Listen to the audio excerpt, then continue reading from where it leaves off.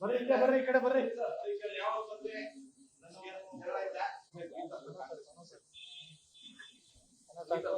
ಅಲ್ಲೂ ಇಲ್ಲೇ ಮಾಡೋದು 2 ವಾರ ಸರ್ ಡೆಲ್ಲಿಗೆ ಯಾವಾಗ ಹೋಗ್ತಾರೆ? ಯಾವಾಗ ಸಚಿವ ಸಂಪುಟ ಪುನರ್ರಚನೆ ಆಗ್ತದೆ? ನೀವೆಲ್ಲ ಯಾವಾಗ? ಈಗ ನಾವು ಡೆಲ್ಲಿಗೆ ಹೋಗ್ಬೇಕು ಅಂತ ಲಾಸ್ಟ್ ವೀಕ್ ಡಿಸೈಡ್ ಮಾಡಿದ್ವಿ. ಕಾರಣಾಂತರದಿಂದ ಈ ಚುನಾವಣೆ ಫಲಿತಾಂಶಗಳು ಬಂತು, ಅದಕ್ಕೆ ಎಲ್ಲ ಬಿಸಿ ಇದ್ದಾರೆ. ಮತ್ತು ನಮ್ಮ ಕೇರಳ ನಮ್ಮ ನಮ್ಮ ಕಾಂಗ್ರೆಸ್ ಪಕ್ಷದ ಜನರಲ್ ಸೆಕ್ರೆಟರಿ ವೇಣುಗೋಪಾಲ್ ಅವರು ಕೂಡ ಕೇರಳದವ್ರಿಗೆ ಅವರು ಬಹಳ ಬಿಸಿ ಇದ್ರು. ಅದರಿಂದ ಈ ಕೇರಳದ ಸ್ವೇರಿಂಗ್ ಸೆರೆಮನಿ ಪ್ರಮಾಣ ವಚನ ಸ್ವೀಕಾರ ಮಾಡಿದ್ಮೇಲೆ 1-2 ದಿನ ಬಿಟ್ಕೊಂಡು ಎಲ್ಲರೂ ಸಭೆ ಸೇರಿ ಒಂದು ಮೀಟಿಂಗ್ ಮಾಡಿ ಆಮೇಲೆ ನಾವು ಡೆಲ್ಲಿಗೆ ಹೋಗೋದು ಡೇಟು ಗೊತ್ತುಪಡಿಸ್ತೀವಿ. ಸಭೆ ಸೇರ ಈ ಕೇರಳದ ಮುಖ್ಯಮಂತ್ರಿ ಪ್ರಮಾಣ ವಚನ ಸ್ವೀಕಾರ ಮಾಡಿದ್ 1-2 ದಿನದಾಗೆ ನಾವು ಮೀಟಿಂಗ್ ಸೇರ್ತೀವಿ. ಮೀಟಿಂಗ್ ಸೇರಿ ನಾವು ದೆಹಲಿ ಪ್ರಯಾಣ ಬೆಳೆಸ್ತೀವಿ. ಈ ಸಲ ಆಗ್ಬೋದು ಸರ್. ಈ ಸಲ ಈ ತಿಂಗಳೊಳಗೆ ಸಮಾವೇಶ ಇದೆ. ಡಿ.ಕೆ. ಶಿವಕುಮಾರ್ 16ಕ್ಕೆ ಅವ್ರ ಬರ್ತಡೇ ಇದೆ. ಹೌದು, ಎಲ್ಲರಿಗೂ ಒಬ್ಬೊಬ್ರು ಒಂಥರ ಆಸೆ ಇದೆ. ಯಾರಿಗೋ ಸ್ವೀಟ್ ಕೊಡ್ತಾರೆ, ಇನ್ಯಾರಿಗೋ ಏನೇನೋ ಆಗುತ್ತೆ ಅಂತ.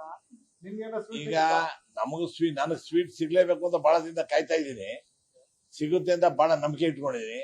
ನನ್ನ ಪ್ರಕಾರ ಈ ತಿಂಗಳು ಎಂಡೊಳಗೆ ರಿಶಫಲ್ ಮಾಡಬಹುದು ಅಂತ ನನಗೆ ಅನಿಸ್ತಾ ಇದೆ. ಈ ತಿಂಗಳು ನೀವು ಹೋಗಿ ಬಂದ್ರಲ್ಲ, ನಿಮ್ ಸಿಎಂ ಹೋಗಿ ಬಂದ್ರೆ ನಿಮ್ ಫೈನಲ್ ಆಗೋದು. ಅದೇ ಅವ್ರು ಕರೆಸ್ತಾರೆ ಬಿಡಿ, ಅವ್ರು ಕರೆಸಿ ಮಾತಾಡ್ತಾರೆ. ನಾವಂತೂ ಹೋಗಿ ಪ್ರೆಷರ್ ಹಾಕ್ತಿವಿ. ನಮ್ಗೆ ಅನ್ಯಾಯ ಆಗಿದೆ ಸ್ವಾಮಿ, ನಾವು ಬಹಳ ಸೀನಿಯರು, ಮಾಡ್ಲೇಬೇಕು ಅಂತ ಹೇಳಿದ್ವಿ. ಆಯ್ತು ಬನ್ನಿ ಅಂತ ತಂದಿದ್ದಾರೆ. ಅದಕ್ಕೆ ಈ ಗಲಾಟೆಗಳು ಮುಗಿಸ್ಕೊಂಡು ಈ ಟೈಮ್ನಾಗ ಹೋದ್ರೆ ನಾವು ಬಹಳ ಬಿಸಿ ಇದೀವಿ ಅಂತ ಹೇಳ್ತಾರೆ ಅಂತ ಹೇಳಿ ನಾವು ಸ್ವಲ್ಪ ತಡ ಮಾಡ್ತಾ ಇದೀವಿ ಅಷ್ಟೇ. ನೀವೆಲ್ಲ ಹೋಗಿ ಡೆಲ್ಲಿ ಭೇಟಿ ಮಾಡ್ತಾರೆ. ಸಿದ್ದರಾಮಯ್ಯ ಕುರ್ಚಿ ಗಟ್ಟಿಗೊಳಿಸಕ್ಕೋಸ್ಕರ ಅವ್ರು ಬಣದ ಶಾಸಕರು ಡೆಲ್ಲಿಗೆ ಹೋಗಿ ಸಿದ್ದರಾಮಯ್ಯ ಮುಂದಿದ್ರೆ ಸಚಿವ ಸಂಪುಟ ಪುನರ್ರಚನೆ ಮಾಡಿದ್ರು ಸಿದ್ದರಾಮಯ್ಯ ಸಿಎಫ್ ಅಂತ ಪ್ಲಾನ್ ಮಾಡ್ತಿದ್ದಾರೆ ಅಂತ. ನಾವ್ ಆತದ್ ಯಾವ್ದು ಪ್ಲಾನ್ ನಾವು ಮಾಡೋದೇ ಇಲ್ಲ. ನಾವು ಸಿದ್ದರಾಮಯ್ಯ ಬಣನೂ ಇಲ್ಲ, ಡಿ.ಕೆ. ಶಿವಕುಮಾರ್ ಬಣ ಇಲ್ಲ. ನಾವು ರಿಶಫಲ್ ಬಣ ಅಷ್ಟೇ.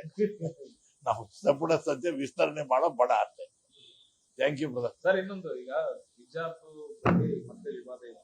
ಹಿಜಾಬ್ ಬಗ್ಗೆ ನೋಡಿ, ನಾನು ಹೇಳ್ಬಾರ್ದು. ಹಿಜಾಬ್ ಮೊದ್ಲಿಂದ ಕೂಡ ನಡ್ಕೊಂಡ್ ಬಂದಿದೆ. ಅವ್ರು ಮುಸ್ಲಿಂ ಸಮುದಾಯ ಮೊದ್ಲಿಂದ ಅವ್ರವ್ರ ಸಂಪ್ರದಾಯ ಪ್ರಕಾರ ಮಾಡ್ತಾರೆ. ಇದನ್ನ ಪೊಲಿಟಿಕಲ್ ಆಗಿ ತಗೋಬಾರ್ದಿದೆ ಯಾರೇ ಆಗ್ಲಿ. ಮೊದ್ಲಿಂದ ಇದೆಯಲ್ಲ. ಈಗ ಭಾರತ ಸ್ವಾತಂತ್ರ್ಯ ಬಂದಾಗಿಂದ ಹಿಜಾಬ್ ಇದೆಯಲ್ಲಪ್ಪ.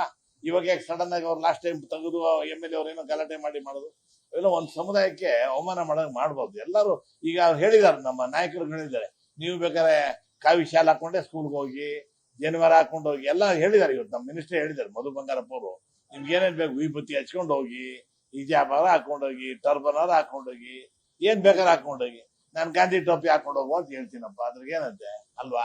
ಅವ್ರ ಸಮುದಾಯದ ಬಿಟ್ಬಿಡ್ಬೇಕು. ಇದೆಲ್ಲ ರಾಜಕೀಯವಾಗಿ ತರಬಾರ್ದು. ತಂದ್ರು ಎಲ್ಲರಿಗೂ ತೊಂದರೆ ಮಾಡ್ದಂಗ ಆಗುತ್ತೆ. ಇದೆಲ್ಲ ಇಂಥ ವಿಚಾರ ರಾಜಕೀಯಕ್ಕೆ ತರಲೇಬಾರ್ದು. ಆಮೇಲೆ ಅದು ಪ್ರಶ್ನೆ ಮಾಡ ಅವ್ರ ಸಮುದಾಯದ ಅವ್ರ ಮಾಡ್ಕೊಂಡು ಅಗತ್ಯ ಏನಿತ್ತು ಅಂತಂದ್ರೆ, ನಾವೇನು ಮುಸ್ಲಿಂ ಸಮುದಾಯಕ್ಕೆ ಸಮಾಧಾನ ಮಾಡ್ಬೇಕು ಅಂತ ಮಾಡಿಲ್ಲ. ಮೊದಲಿಂದ ಇತ್ತಲ್ಲ, ಅವರು ಈ ತರ ಬ್ಯಾನ್ ಮಾಡಿ ಸರಿಗಿಲ್ಲ ಅಂತ ಮೊದಲಿಂದ ಅವರು ಕೇಳ್ತಾ ಇದ್ರು. ಇಲ್ಲ, ನಾವು ಸ್ವಲ್ಪ ದಿನದೊಳಗೆ ಅದು ಮಾಡ್ತೀವಿ ಅಂತ ಹೇಳಿ ಮಾಡಿದೀವಿ ಅಷ್ಟೇ. ಮುಸ್ಲಿಂ ಸಮುದಾಯದವರು ಮುಗಿಸ್ಕೊಂಡು ಏನಿಲ್ಲ, ಸಮಾವೇಶ ಮಾಡ್ತಿದ್ರೆ ಆ ಕಾರಣಕ್ಕೋಸ್ಕರ ಮುಸ್ಲಿಂ ಸಮುದಾಯನವರು ಅವರ ಪಾಡು, ಅವ್ರ ಸಮುದಾಯನವರು ಅವರು ಒಗ್ಗಟ್ಟಾಗಿರೋದು ಸಮುದಾಯ ಮಾಡ್ತಾರೆ ಹೊರತಾಗಿ ಕಾಂಗ್ರೆಸ್ ವಿರುದ್ಧ ಮಾಡ್ತಾ ಇಲ್ಲ. ಅವ್ರು ಕಾಂಗ್ರೆಸ್ ವಿರುದ್ಧ ಮಾಡ್ತಾ ಇಲ್ಲ. ಆಮೇಲೆ ಇದ್ರಾಗೂ ದಾವಣಗೆರೆ ಕೂಡ ಎಂಟೈರ್ ಮುಸ್ಲಿಮ್ಸ್ ನಮ್ಗೆ ವಿರುದ್ಧ ಏನ್ ಮಾಡಿಲ್ಲ. ನಮಗೂ ಓಟ್ ಹಾಕಿದ್ದಾರೆ. ಅವ್ರು ಮುಸ್ಲಿಂ ಬಾಂಧವರು ಓಟ್ ಹಾಕಿದಕ್ಕೋಸ್ಕರ ದಾವಣಗೆರೆ ಗೆದ್ದಿದ್ವಿ, ಬಾಗಲಕೋಟೆ ಗೆದ್ದಿದ್ವಿ. Okay, thank you sir.